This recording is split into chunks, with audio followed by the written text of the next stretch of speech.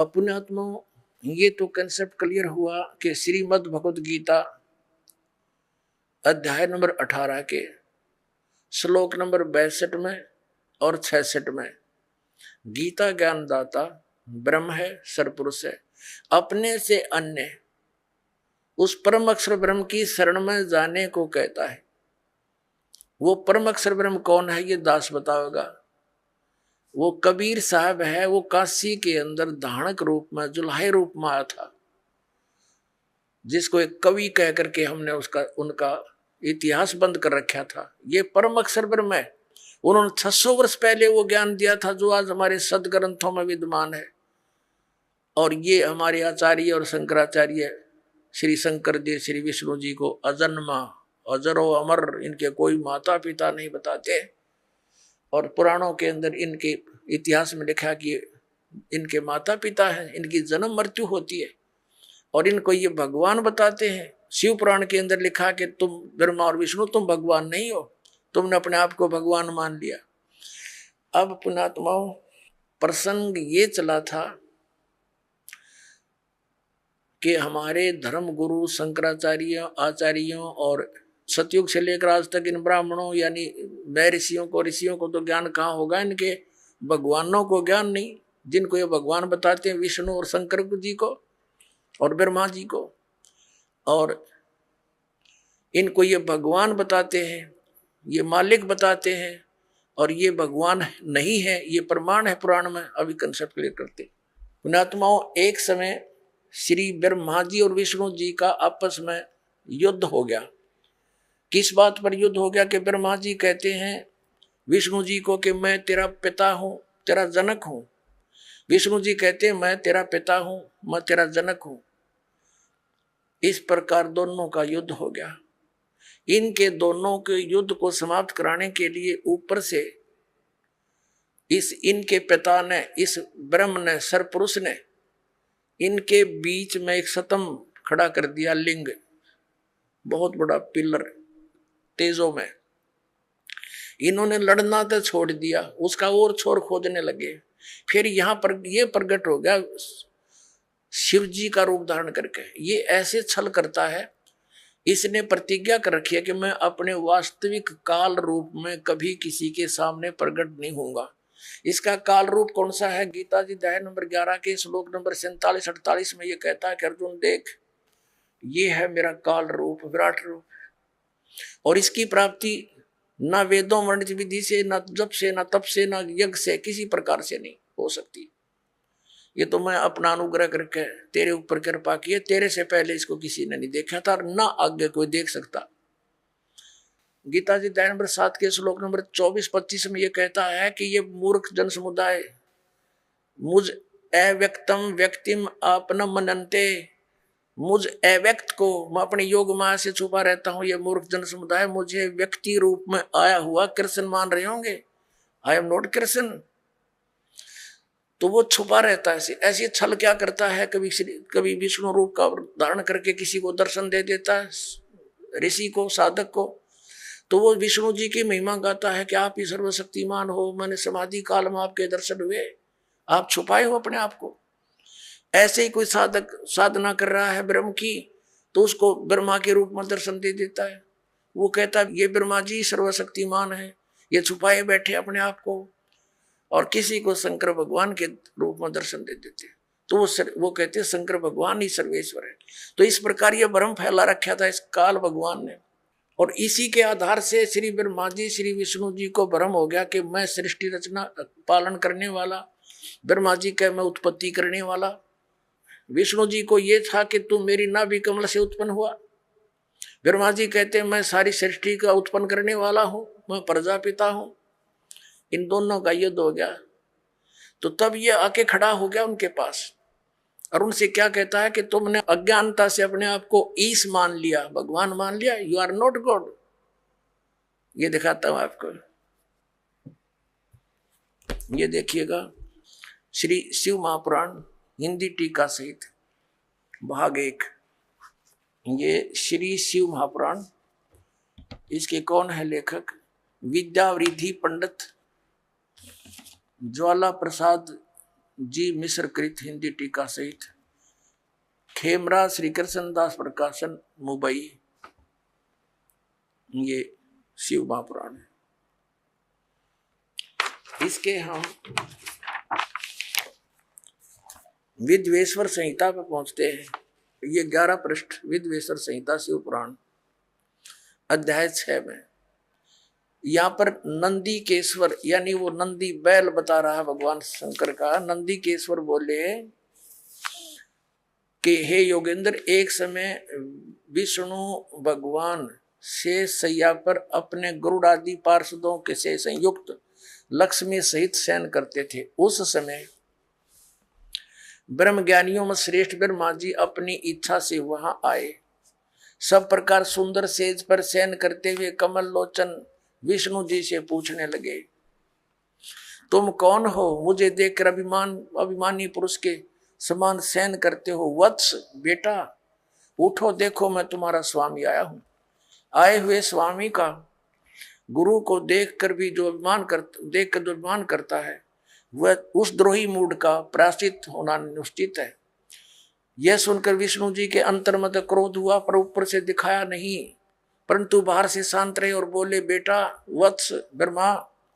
विष्णु जी बोले ब्रह्मा जी को, वत्स बेटा तुम्हारा मंगल हो, बैठो इस आसन पर विराजो। इस समय तुम्हारे नेत्र कुटिल और मुख वक्र क्यों हो रहा है? ब्रह्मा जी बोले, हे वत्स विष्णु, तुमको समय के प्रभाव से अभिमान है। हे पुत्र, मैं तुम्हारा रक्षक और जगत का पिता मैं हूं। विष्णु जी बोले, यह तो सब जगत मुझ में सतीत है। तुम चोर के समान किस प्रकार अपना कहते हो? तुम मेरी नाभि कमल से उत्पन्न हुए हो, इससे तुम मेरे पुत्र हो।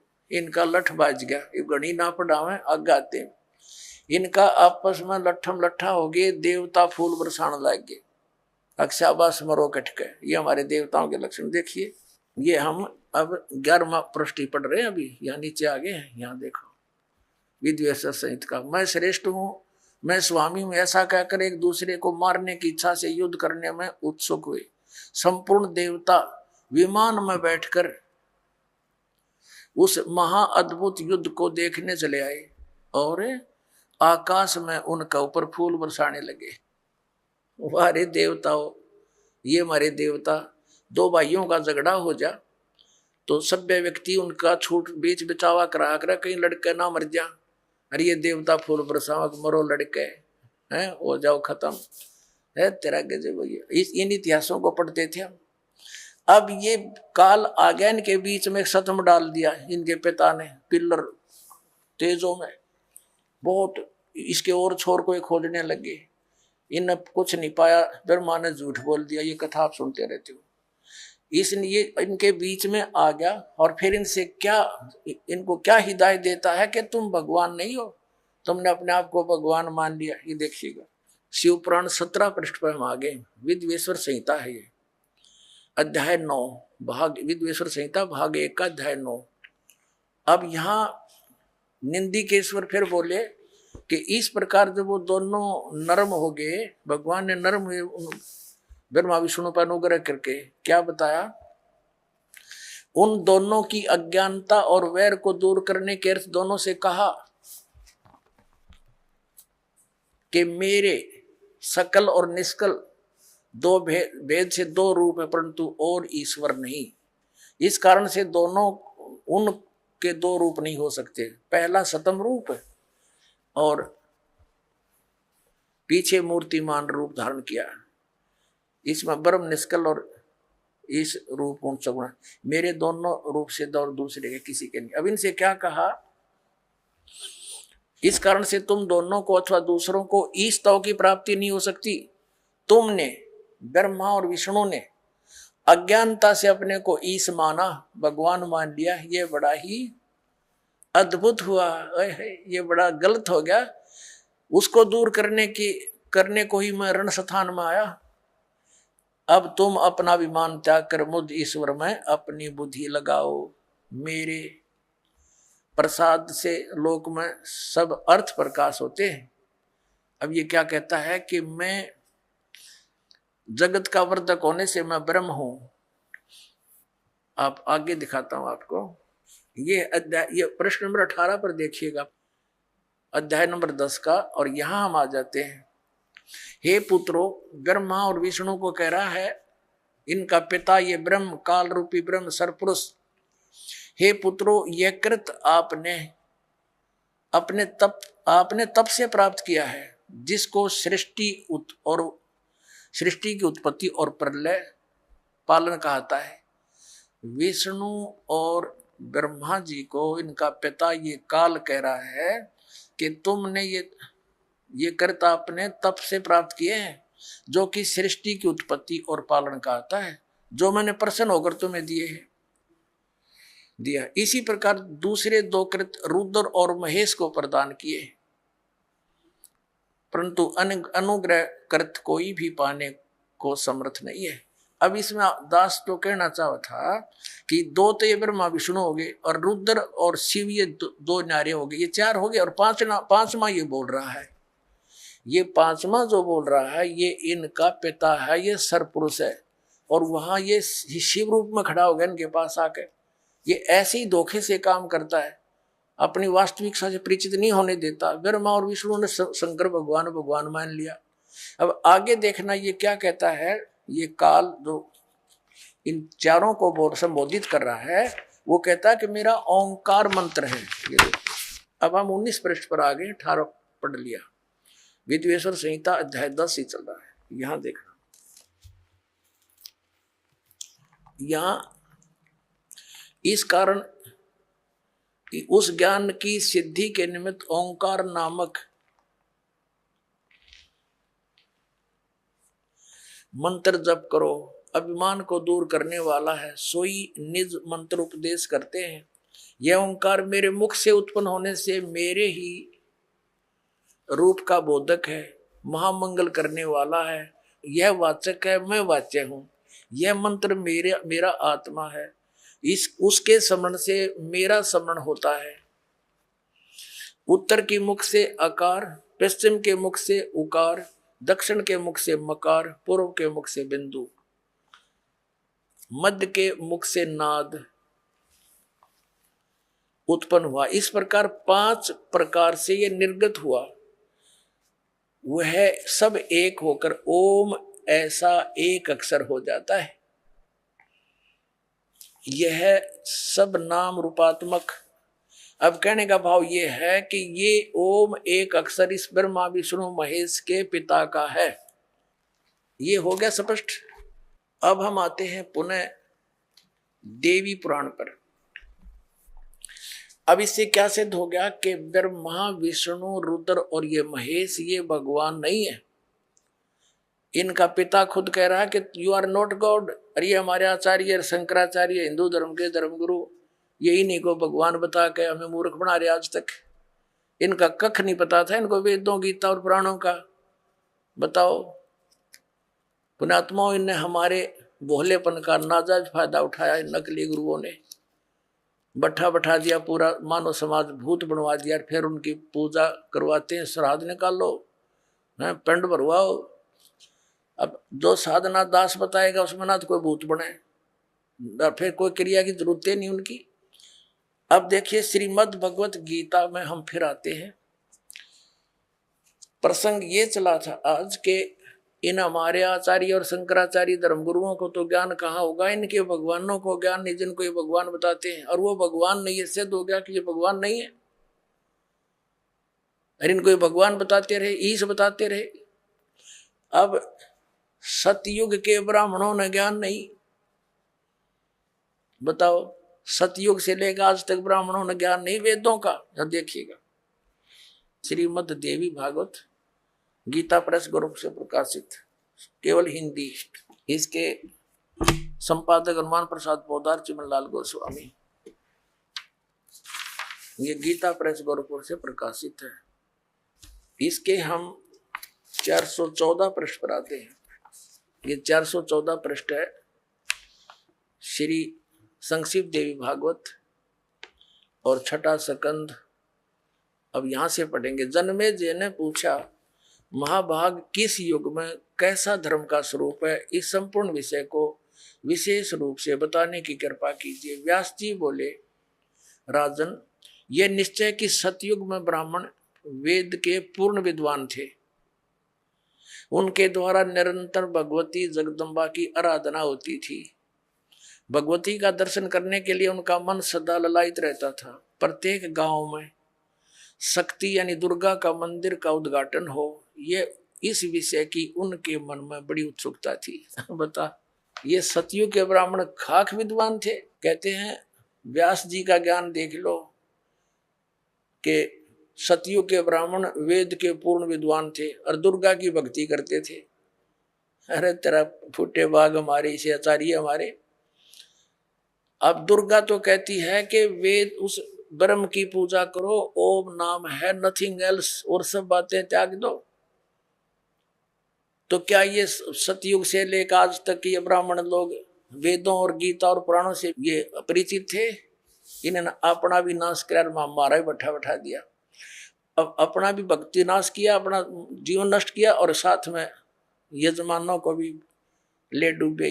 ये तो सतयुग के ब्राह्मणों के विषय में। अब कलयुग के ब्राह्मणों की जानकारी जो वर्तमान के शंकराचार्य और आचार्य तकरीबन ये ब्राह्मण ही है, ब्राह्मण वर्ण के। अब यहां देखो, वही छठा अध्याय चल रहा है,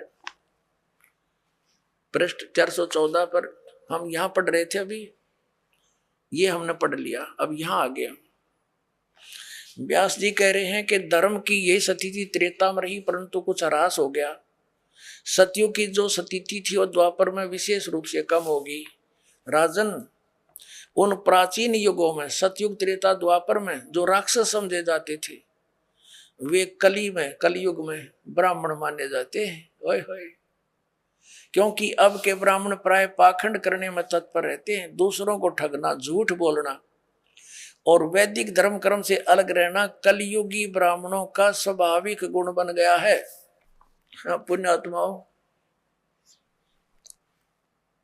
अब ये इतिहास है हमारे हिंदू धर्म के धर्म गुरुओं का, इनके द्वारा दिए गए स्पिरिचुअल नॉलेज का। इन आचार्य और शंकराचार्य और हमारे धर्म गुरुओं को कख नहीं पता था हमारे सदग्रंथ क्या बताते हैं। और ये के लोक वेद सुनाया करते थे।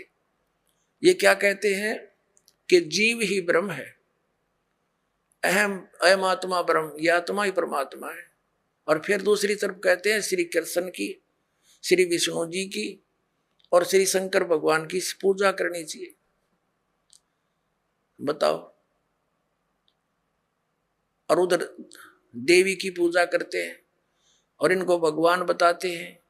इनके विषय में लिखा है, स्पष्ट है कि ये भगवान है ही नहीं जिनको ये भगवान बनाकर हमें पूजवाया करते थे।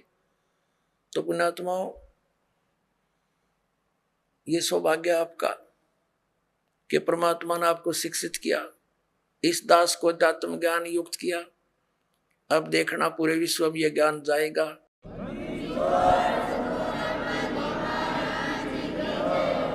आप आज से नहीं लगे हो भक्ति के लिए, परमात्मा के लिए, आप युगों युगों से लगे हो। आप भक्ति मार्ग पर लगे हो, लेकिन बीच में गफलत कर जाते हो। किसी भी कारण से आपका इस भक्ति मार्ग से पैर फिसल जाता है।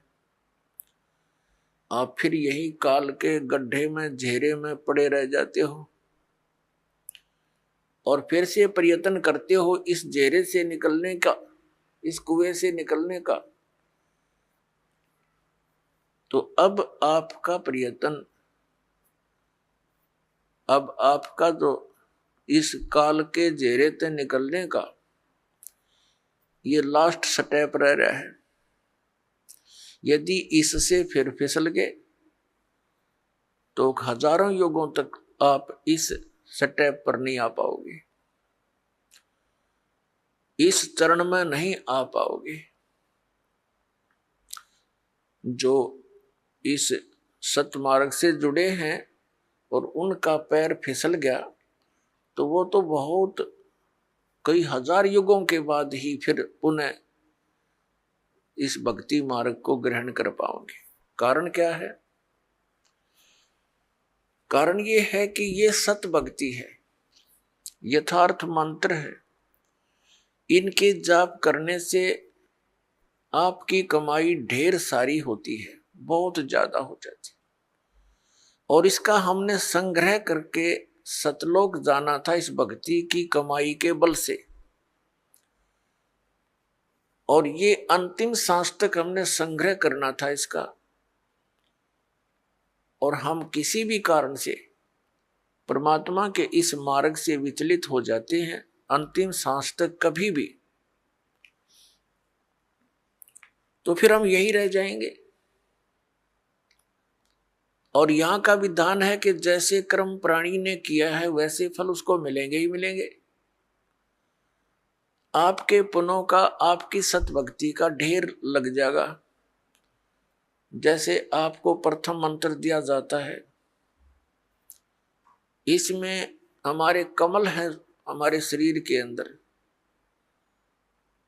ये चक्कर बने हुए हैं। चक्कर जैसे एक मूल चक्र है, फिर स्वादिष्ठान चक्र है, जिसको संतों ने स्वाद चक्र बोला है, और फिर नाभि चक्र है। नाभि कमल भी कहते हैं, मूल कमल भी कहते हैं, अधिष्ठान कमल भी कहते हैं। चक्कर कहो कमल कहो, संतों ने उसे कमल बोला है, योगियों ने चक्र बोला है। फिर हृदय कमल यानी हृदय चक्र है, फिर कंठ कमल है यानी कंठ वाला चक्र है, और फिर त्रिकुटी कमल है। तो इस प्रकार हमारे शरीर में ये जितने भी कमल चक्र हैं, इन पे एक एक देवता का अधिपत्य है। मूल चक्र के ऊपर, मूल कमल के ऊपर गणेश जी का बैरियर है। ये समझ लो ये बैरियर है, अपने हम निज धाम जाना है, ये बैरियर है। प्रथम बैरियर है मूल कमल, और दूसरा बैरियर है स्वाधिष्ठान कमल यानी चक्र, स्वाद चक्र, और तीसरा बैरियर है ये नाभि चक्र, नाभि कमल। तो मूल कमल पर गणेश जी वहां के मुखिया हैं, और स्वाधिष्ठान चक्र रूपी बैरियर के ऊपर श्री ब्रह्मा जी का राज्य है, सत्ता है, और नाभि कमल पर विष्णु जी और लक्ष्मी जी, ये इनके साथ ही है। तो परिवार है इनका। ब्रह्मा जी के साथ उनकी पत्नी सावित्री है, और फिर हृदय कमल पर भगवान शिव और पार्वती यहाँ के ये अधिकारी हैं, और कंठ कमल में श्री दुर्गा जी। तो इस प्रकार हमने कंठ कमल तक जितने भी ये बैरियर हैं, इनसे पार होने के लिए आपको ये मंत्र दे रखे हैं, प्रथम मंत्र। तो इनकी भक्ति कमाई करके आप जब इन बैरियरों के पास निकट जाओगे तो आपके बैरियर का मार्ग साफ मिलेगा, और आपकी जो कमाई आपने प्रथम मंत्र में इन इन देवों की जो मजदूरी की है, साधना की है, ये आप वहां इनका टैक्स देते हुए चलोगे। इस प्रकार हमने सतलोक जाने में ये सहयोगी होते यदि हम इस भक्ति पर लगे रहे अंतिम सांस तक। और यदि हम इनसे फिसल गए भक्ति मार्ग से, तो फिर क्या होगा? आप जी ने जो गणेश जी की के सत्र की साधना मंत्र जाप किया जो आपको दिया जाता है, तो उस कमाई को आप श्री गणेश जी के लोक में प्राप्त करोगे, वहां गण बन जाओगे। और जब आपके इस मंत्र की कमाई खत्म हो जाएगी उस लोक में, उसके बाद आप फिर श्री ब्रह्मा जी के लोक में जाओगे, क्योंकि आपने वो भी नाम जाप कर रखा है, उसकी कमाई बहुत घनी बनी हुई है। तो वहां आप अपनी पूंजी को नष्ट करोगे देवता बनकर।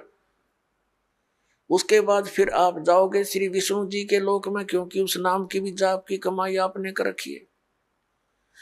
और फिर वहां आपके उस नाम की जाप की कमाई समाप्त हो जाएगी, भक्ति कमाई, वो धन, तो आपको फिर वहां से निकाल दिया जाएगा। फिर आप भगवान शिव के लोक में जाओगे। और इसी प्रकार वहां भी आपके पुण्य समाप्त होने पर, भक्ति के इस जो भगवान शंकर के सत्र का नाम आपको दे रखा है उसकी कमाई नष्ट होने पर, समाप्त होने पर, फिर आप दुर्गा जी के लोक में जाओगे। और दुर्गा जी के लोक में जाकर के अपनी इस पुण्य कमाई को फिर वहां नष्ट करोगे। तो इस प्रकार आपको ये पृथ्वी पर नहीं आने देगा, क्योंकि आप इतने पुण्य बन जाएंगे आपके। और पृथ्वी पर आए बिना भक्ति मिले नहीं, और भक्ति मिलेगी इस कलयुग के अंदर, सतयुग त्रेता द्वापर में आप इस भक्ति को नहीं करते, क्योंकि आप स्वयं ही जो साधना कर रहे होते हैं उसे आपको लगता होता है कि हम बहुत सुखी हैं। और फिर आपको जो सतनाम दे रखा है, जो 2 अक्षर का, जिसमें एक ओम मंत्र है, ये ब्रह्म का। पुण्यात्माओं, एक ही जड़ी होती है, उसके प्रयोग की विधि में अंतर होने से उसका गुण बदल जाता है। तो यही समझ लेना कि जो मंत्र आपको प्रथम मंत्र में दिए हैं, वहां उस विधि से जाप करने से उसका गुण वही है।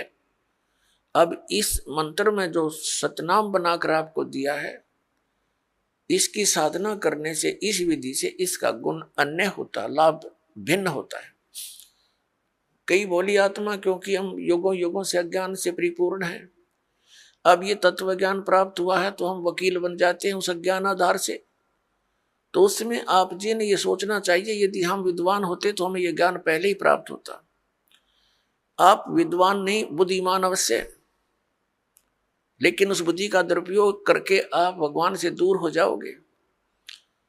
इस दास ने जो मार्गदर्शन किया है ये गॉड गिवन है, ये किसी डूम बाट के गीत नहीं है। तो इसके अंदर आप जी ने बिल्कुल सोचना बंद कर देना चाहिए। उपदेश लेने के बाद, उपदेश लेने से पहले आप बिल्कुल वकील बने रहो, खूब अच्छी तरह निरीक्षण करो हर एक बात का, और तब दीक्षा ग्रहण करो। दीक्षा ग्रहण करके यदि गुरु जी के वचनों में आपको अविश्वास होता है तो आपका नाम खंडित हो जाता है, भगवान से दूर हो जाते हो। इसलिए दास सबसे पहले आपको ज्ञान ग्रहण करने के लिए पुस्तकें देता है, सीडी बना रखी है, ये सुनो, देखो, मिलाओ दूसरे संतों से। और जब आपको संतुष्टि हो जाए कि ये मार्ग फाइनल है, सही है, तो दीक्षा लो, अन्यथा मत लो। तो जो दास फिर आपको जो भी ज्ञान दे, आप एक अच्छे विद्यार्थी की तरह निसंशय होकर सुनो, श्रद्धा से सुनो, ब्लाइंड फेथ करके सुनो। पुण्यात्माओं, श्रद्धालु हमेशा अपने गुरु जी के वचन पर अंधविश्वास करता है और वही सफल होता है। लेकिन इस गुण का इन नकली गुरुओं ने दुरुपयोग कर लिया। जितने भी आप देखते हो ये संत और इनके पास गए हुए डिवोटी कितने समर्पित हैं। वो गुरुजी जो भी ज्ञान बताते हैं शिरोधार्य होता है। उनके विषय में कोई कहता है जैसे तत्व ज्ञान के आधार से हमारे भक्त उन अन्य संतों के शिष्यों को बताते हैं कि आपकी साधना ठीक नहीं, आपके गुरुजी के पास मोक्ष मार्ग नहीं, तो वो बहुत दुखी हो जाते हैं और कहते हैं आप मेरे गुरुजी के बारे में कुछ ना बोलो। तो पुण्यात्माओं, वो ड्यूटी तो सही है, उनका आस्था होनी ही चाहिए, लेकिन वो नकली गुरुओं के पास वो श्रद्धा बनाए बैठे। अब जैसे आम के पौधे को बीज कर यदि कोई ये आस्था लगाए बैठा है कि मैं आम खाऊंगा, इसके आम लगेंगे बड़ा होकर, तो वो बिल्कुल सही है, उसका बिल्कुल सही उद्देश्य है और ठीक उसकी क्रिया है। और यदि बबुल का पेड़ पौधा बो करके और वो ये कहता है कि ये बड़ा होगा, इसके आम लगेंगे, और उसको कोई जानकार व्यक्ति ये सलाह देता है कि ये आम का पौधा नहीं है, इसको आम नहीं लग सकते, और वो ये कहे कि तू मेरी भक्ति मार्ग को यानी मेरे पौधे को गलत मत बता, तो वो उसकी एक तो श्रद्धा है, जिस व्यक्ति ने उसको आम का पौधा बता करके बबूल दे रखा है, वो पूरा विश्वास किए बैठा है उस नकली आदमी पर।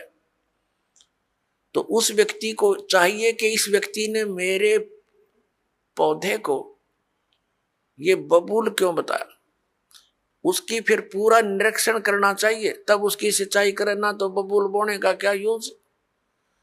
तो जैसे भी किसी को ये शंका उत्पन्न करता है कोई कि भी आपका भक्ति मार्ग ठीक नहीं, तो उससे पूरा पूछे, अच्छी तरह निरीक्षण करे और फिर इन सदग्रंथों से मेल करे, क्योंकि किसी के लोक वेद से यानी कहने सुनने मात्र से अपने पद से डगमग होना ठीक नहीं। अपने आत्मा ये दास आपको जो ज्ञान देता है ये शास्त्र अनुकूल है। पवित्र श्रीमद् भगवत गीता, पवित्र चारों वेद और पवित्र पुराण, ये एक पवित्र हिंदू धर्म के श्रद्धालुओं के लिए शिरोधार्य है। शिरोधार्य का अर्थ होता है इनमें जो लिखा है वो सत्य है, और इससे बाहर कोई बताता वो असत्य है। असत्य डुप्लीकेट और सत्य ओरिजिनल। तो ओरिजिनल वस्तु से लाभ होगा, डुप्लीकेट से नहीं होगा। श्रीमद् भगवत गीता अध्याय नंबर 16 के श्लोक 23-24 में स्पष्ट किया है कि अर्जुन, शास्त्र विधि को त्याग कर जो मनमाना आचरण करते हैं उनको न तो कोई सुख प्राप्त होता है, न उनकी गति होती है, और न ही कोई सिद्धि को प्राप्त होते हैं, अर्थात यूजलेस। तो फिर फायदा क्या उस भक्ति के करने का। तो गीता अध्याय नंबर 16 के श्लोक नंबर 24 में तुरंत कहा कि इससे तेरे लिए अर्जुन कर्तव्य और अकर्तव्य की व्यवस्था में यानी कौन सी भक्ति करनी चाहिए और कौन सी ना करनी चाहिए, सदग्रंथ ही प्रमाण है, उनको आधार मानना। सदग्रंथों के विपरीत कोई ज्ञान देता है उसको स्वीकार मत करना, वो गुरु ठीक नहीं। भावार्थ ये है इस पवित्र सदग्रंथ के इस श्लोकों का। तो पुण्यात्मा, ऐसे तो आपको भी कोई कह सकता है कि आपके गुरु जी का ज्ञान ठीक नहीं, तो उसे प्रमाण लीजिए और फिर अपने प्रमाण दीजिए, और फिर भी आपको कोई भिन्नता लगे तो बेशक किसी को स्वीकार कर लीजिए। लेकिन दास ये दावे के साथ कहता है कि इस विश्व के अंदर इस दास के अतिरिक्त न तो तत्व ज्ञान है और न ही भक्ति का कोई मंत्र समाधान है। सबके पास यूजलेस मंत्र है, मोक्षदायक नहीं है, वो सब झूठे और गलत मंत्र है, शास्त्र विरुद्ध ज्ञान है। ये ढोल के डंके पर कहता है। और ऐसा है तो प्रमाण दे कोई हमारे सामने आए। हमने अध्यात्म ज्ञान चर्चा का एक प्रोग्राम चलाया, उसमें सामने आए और अपना पक्ष प्रस्तुत करे। तो दास जो आपको कहना चाह रहा है वो इस विषय में है कि जो भक्ति आप करते हो और जो साधना ये दास बताता है उसके ऊपर आपको अविश्वास नहीं होना चाहिए, विशेषकर उपदेश प्राप्त करने के बाद। अगर फिर भी वो कोई अग्रम मग्रम करता, वो चातुर प्राणी है, उसने 1 2 4 20 हजार 2000 को मूर्ख बना रखा होगा, वो गुरु पद प्राप्त कर चुका है, उन औरों को अभी उलझाना ही चाहता है। अन्यथा इतने प्रमाण देखकर तो मूढ़मती भी इंसान समझ जाता है कि यह संत क्या बताना चाहता है। तो कहने का दास का तात्पर्य ये है कि जब आप उपदेशी हो जाओ उसके बाद आप दास के वचन सुनो और उनको फाइनल मानो। उपदेश लेने से पहले आप पूरी तर्क वितर्क करो अपने माइंड से, एक दूसरे के साथ करो कि ये कैसे लिखा है, ये ऐसे लिखा, फिर प्रमाण देखो। हमने तो पृष्ठ नंबर और अध्याय नंबर उनके श्लोक नंबर दे रखे हैं, आपके प्रमाणित ग्रंथ होंगे। पुण्यात्माओं, दास अपनी तरफ से एक शब्द नहीं बोलता, क्योंकि हम जीव हैं। जीव जो अपनी तरफ से बोलेगा, वो यदि सदग्रंथों से परिचित नहीं है तो जीव सतर का ही बोल सकता है। लेकिन दास ने उन सदग्रंथों को पढ़ा है जो गॉड गिवन है, और गॉड गिवन जो विचार है वो जीव सतर से बाहर होते हैं। गॉड गिवन परमात्मा दत्त जो ज्ञान है उस पर जीव सोच ही नहीं सकता वहां तक, तो उनको हमने फाइनल ही मानना होगा।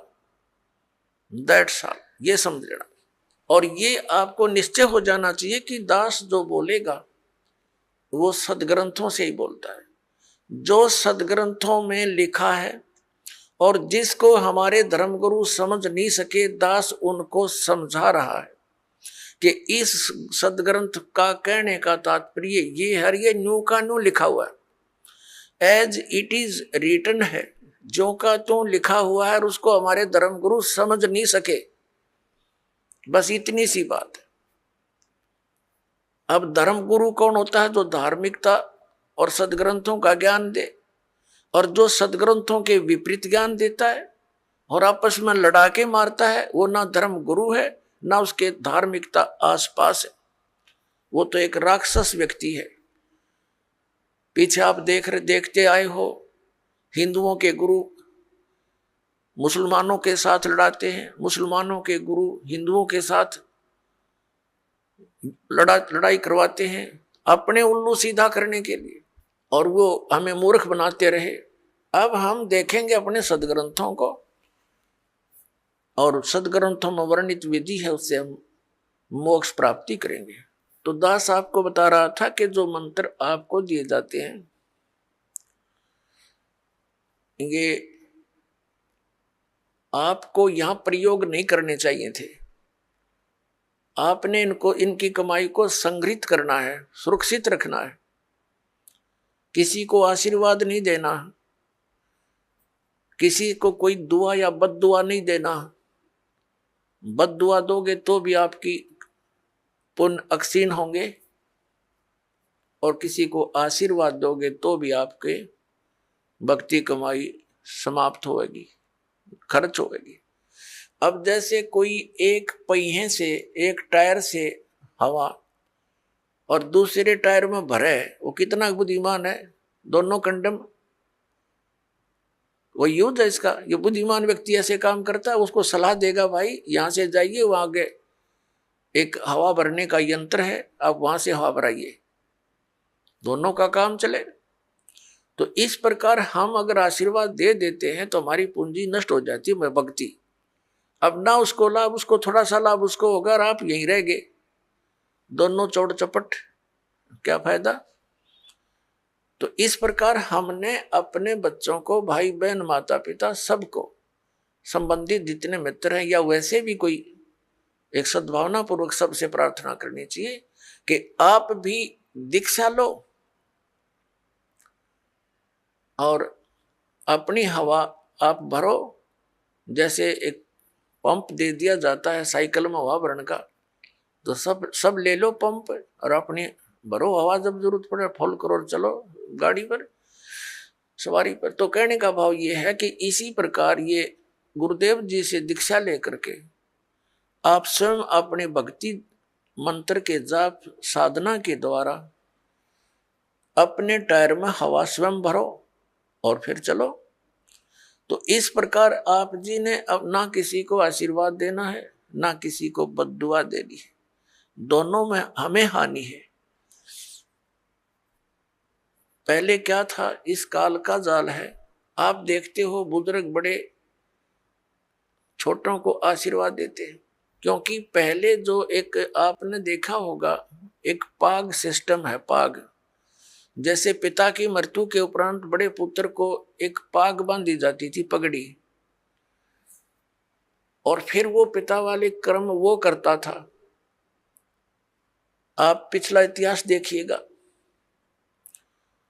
तो उसमें क्या होता है कि वो आशीर्वाद देने वाला अपनी पूंजी नष्ट करता है और उनको आशीर्वाद देता है। जैसे आपने देखा होगा एक पुत्र वधू अपनी सास के पैर दबाती है, या किसी और बड़ी बूढ़ी के उसके पास बैठी है उसके पैर छूती है, वो उसको दुआ देती है, पुत्रवती हो, तेरे तेरे बेटे हो, पुतों फड़िए दूध दो, नहाइए, इस तरह के देते हैं।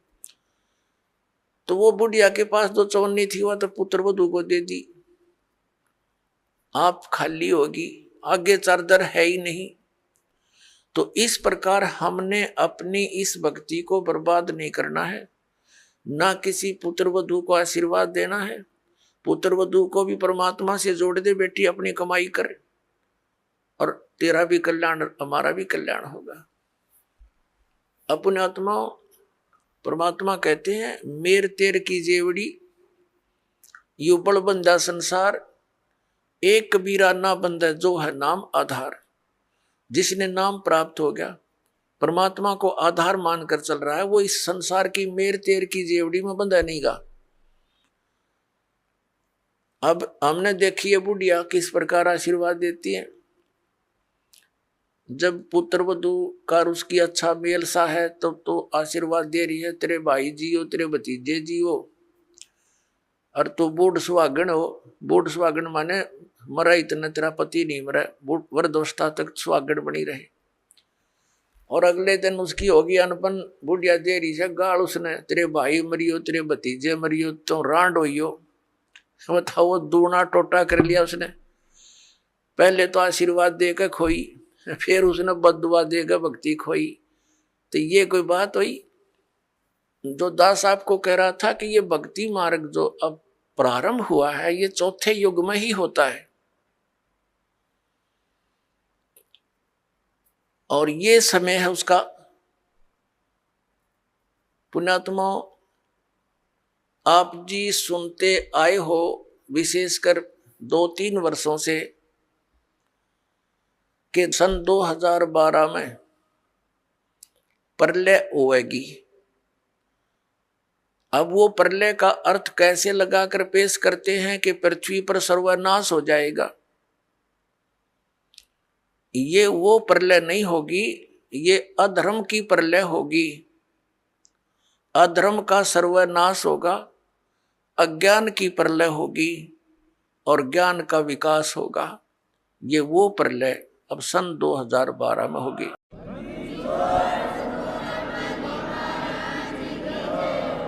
श्रीमद् भगवत गीता अध्याय नंबर 4 के श्लोक नंबर 7 में कहा है, यदा यदा ही धर्मस्य ग्लानि भवति भारत। जब जब धर्म के अंदर नफरत पैदा हो जाती है, अधर्म बढ़ जाता है, धर्म का नाश हो जाता है, तो काल भगवान कहता है तब मैं अपने अंश अवतार सृजन करता हूं, भेजता हूं। अपने आत्माओं, आप जी को दास बार बार बताता है, हम काल के लोक में रह रहे हैं, सरपुरुष के लोक में। और गीता जी का ज्ञान ये काल भगवान यानी ब्रह्म श्री कृष्ण जी में प्रवेश करके बोल रहा है। ये कहता है कि जब अधर्म बढ़ जाता है और धर्म की हानि होने लगती है, तो मैं अपने अंश अवतार भेजता हूं, जैसे श्री राम श्री कृष्ण रूप में, श्री परशुराम रूप में, और वो अधर्म का नाश करते हैं। और दूसरे परमात्मा कौन है? जो हमारे लिंक में है, जिनसे हम संबंधित हैं। या तो हम इसलिए से संबंधित हैं क्योंकि हम इस काल के ब्रह्म के लोक में रह रहे हैं, और हमारा मूल मालिक परम अक्षर ब्रह्म है, वह हमने जाना, उसके लिए हम प्रयत्न करें। तो ये काल के जो अवतार होते हैं, ब्रह्म के अवतार कैसे अधर्म का नाश करते हैं?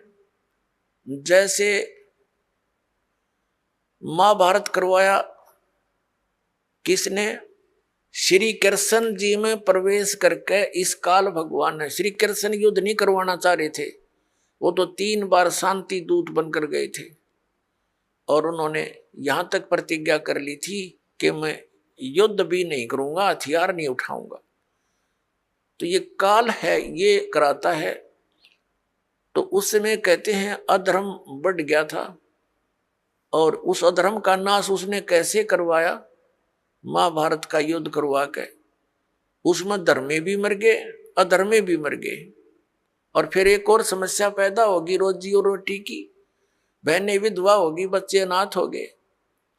वो अधर्म कहाँ बढ़ा, वो तो अशांति और फैलगी। और उन बहन बेटी जो विधवा होगी थी उनके साथ अन्य लोगों ने बदतमीजियां की, उनकी इज्जत के दुश्मन बन गए।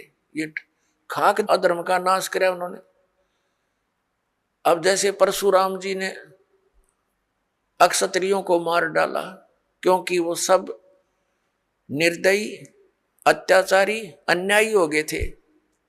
और यही स्थिति पुण्यात्माओं अधिकतर अब हो चुकी है। राजनेता अपने स्वार्थवशी कार्य करते हैं, अधिकतर ये अधिकारी गण भी अपनी स्वार्थवश कार्य करते हैं, वो न्याय और धर्म को नहीं देखते। लेकिन परशुराम ने उनका कैसे, जो अधर्म फैला रहे थे उसका नाश कैसे किया, उनको सबको फरसे से काट डाला, उनकी हत्या कर दी।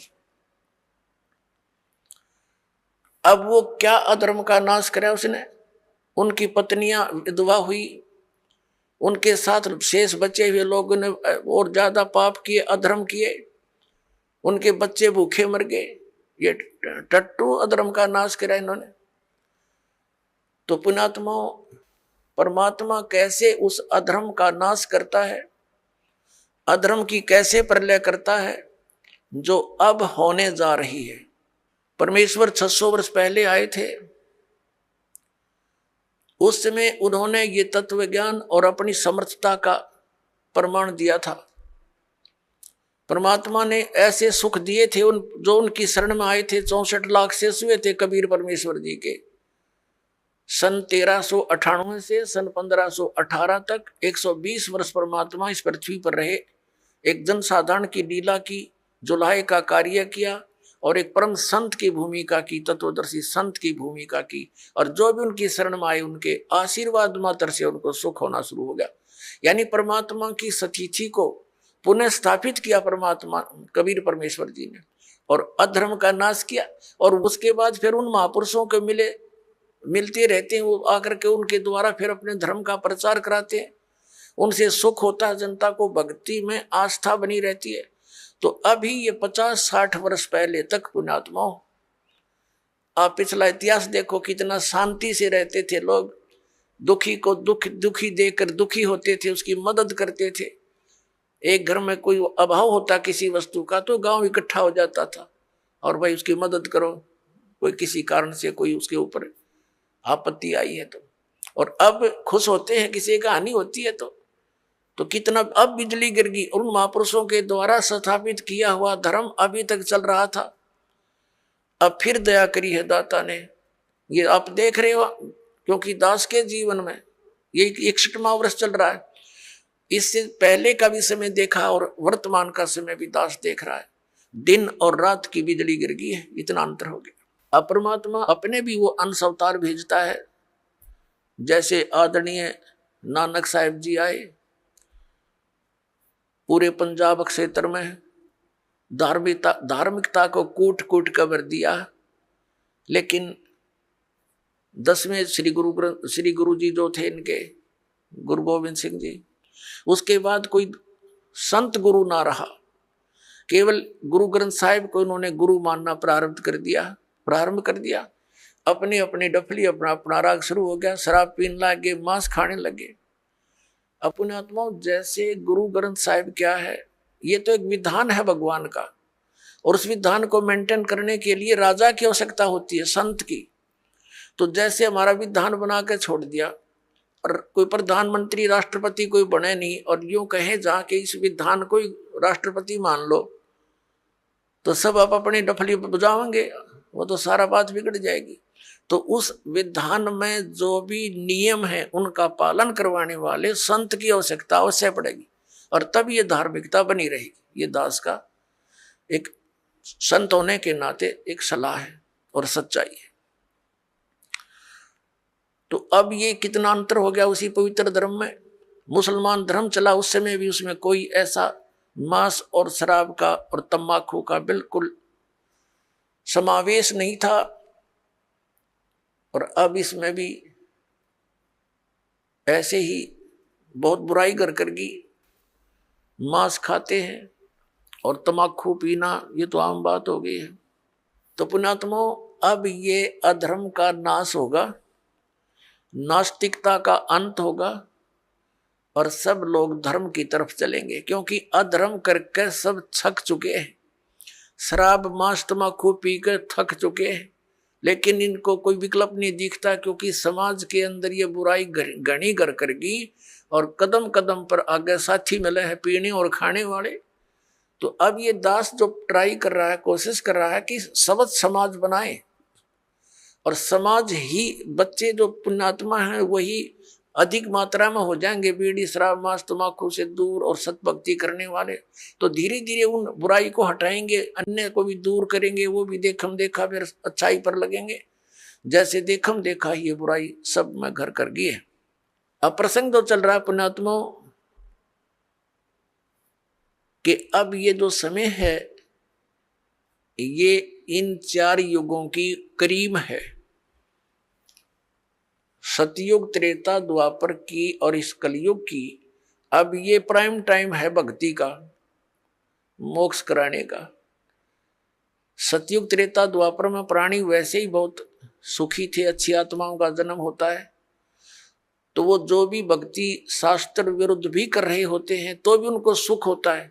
तो वो ये समझ बैठते हैं कि जो साधनाएं हम कर रहे हैं इन्हीं से हमें लाभ हो रहा। जैसे ये दास पहले भगवान श्री कृष्ण, भगवान विष्णु, भगवान शंकर जी, बाबा श्याम जी, हनुमान जी और भी जो भी देवी देवता हमारे पवित्र धर्म में हमें पूज्य बता रखे थे, सबकी पूजा कर